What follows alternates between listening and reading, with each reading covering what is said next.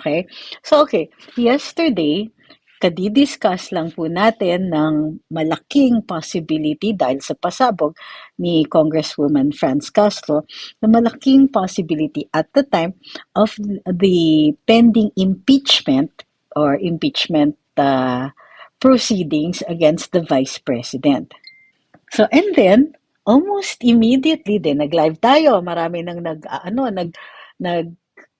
sasalita online, di ba? But bago pa nun, bago pa nagsalita si Congresswoman Franz, may mga ugong-ugong na, lakas na ng ugong. Days before, we were already hearing the possibility that some congressmen were considering filing an impeachment proceeding against the Vice President. And then, yun na nga, na-confirm ni Congresswoman Franz. And so, kahit noon pa lang, nagtatanungan na ang mga tao,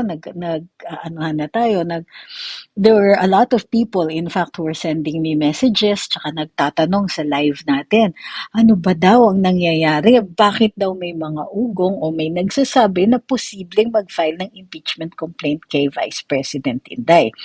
Ngayon, for me, even a rumor this serious, particularly when it comes to the Vice President shortly after her issue with the confidential funds, mayroong ganitong bulong-bulong. And then, yun na nga, nagsalita si Congresswoman Franz. Hours! Can you imagine? It was just a matter of hours. Nung biglang nag-statement, nung nagkaroon ng statement bigla si Majority Floor Leader na walang ganun. Super deny. Tapos natawa ako kasi yung pagka-deny, talagang kumakaripas mag-deny. Atras, atras, atras, atras, atras.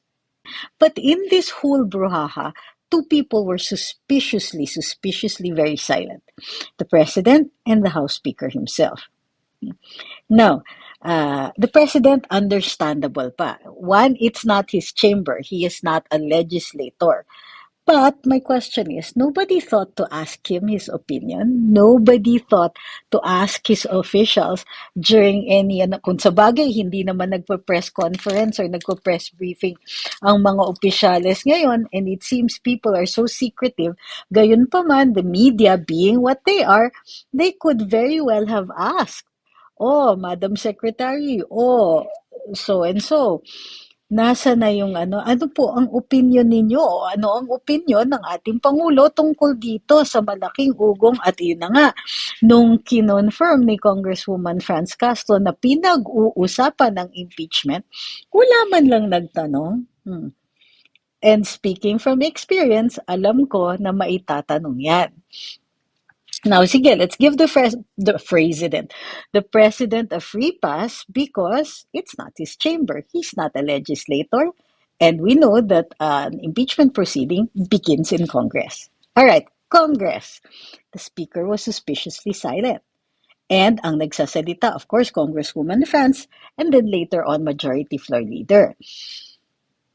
Wala man lang, the speaker takes every opportunity to be in the, how do you call this, to be with the media, to make statements. And as a matter of fact, I'm still a little amused by his last statement that went, "Titindig ako," which sounded so sincere.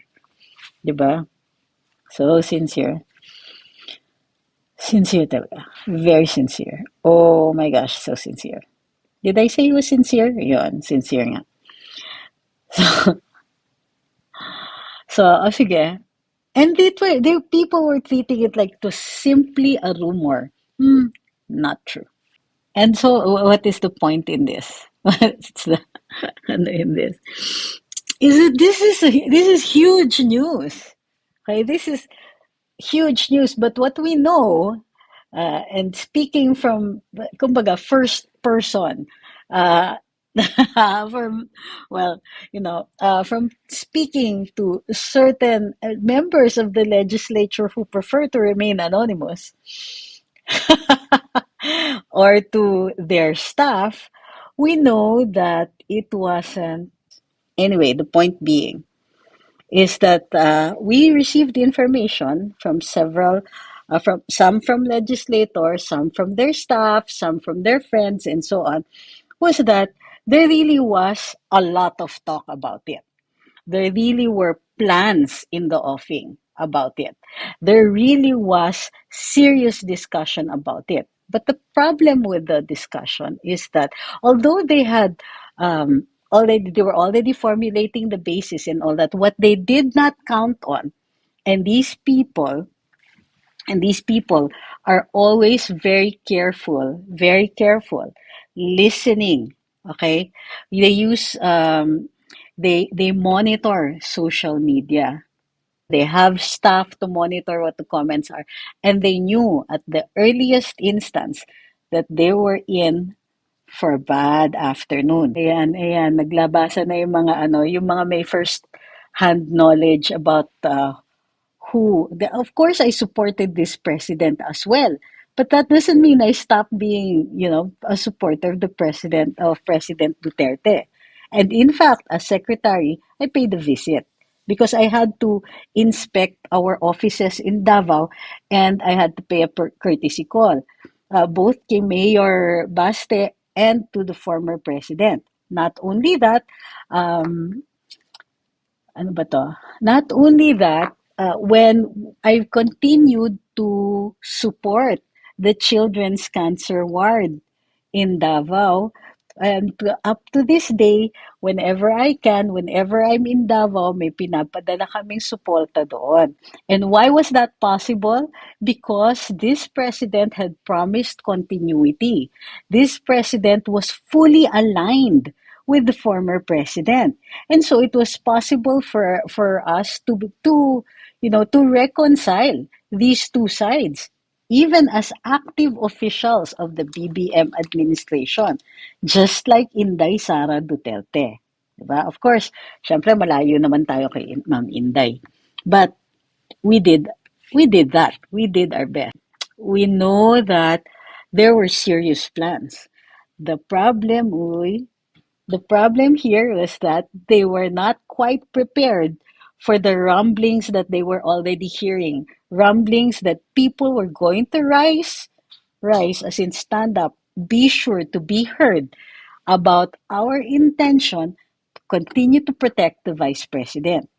Kasi, para sa akin regardless ah, kung, kung maka-BBM ka o FPRD, everybody loves Inday or ought to because she was part of the tandem. It was BBM Inday. Di ba?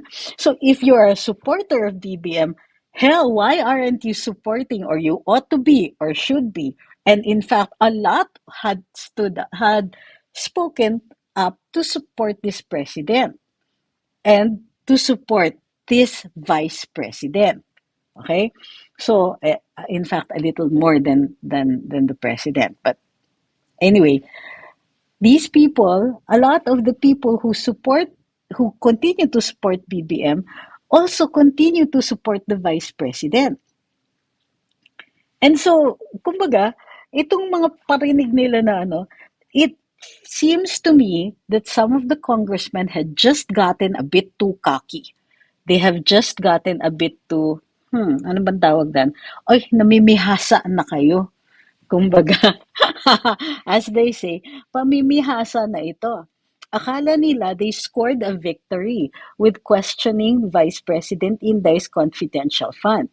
But those of us who know and those of us who continue to talk about it understand that this is a ploy. We see right through it. Alam naman natin, kumbaga, wait, kunwari pa kayo. Bakit pa kayo nagkukunwarian na kunwari concerned kayo dun sa confidential funds? The Vice President, as Secretary of Education, has been very vocal about protecting the learners. She's been very vocal about her concern about local terrorism. She has been very vocal from the start about protecting the weakest members of society, in particular those who are minors who are under her care. So, wala namang ganyanan. na, na, na ngayon kayo nagugulat kayo na may CF si VP Inday, nagugulat kayo, suddenly you're asking saan nyo ba ginastos? And then suddenly nagtatanga-tangahan kayo about about the nature, the confidentiality of this fund. No, I don't think it was testing the water, Sir Francis Afable. They really were serious. It was not a trial balloon. They wanted to do this and they just got the shock of their life. Oops, wait a minute, this might not be a battle they can win. Because they can push through it, they can do all of that, they can throw bells and whistles at VP Inday. But there are things that can be moving in the background that they are not seeing. Because, up until now, a lot of us have taken our cue from the Vice President.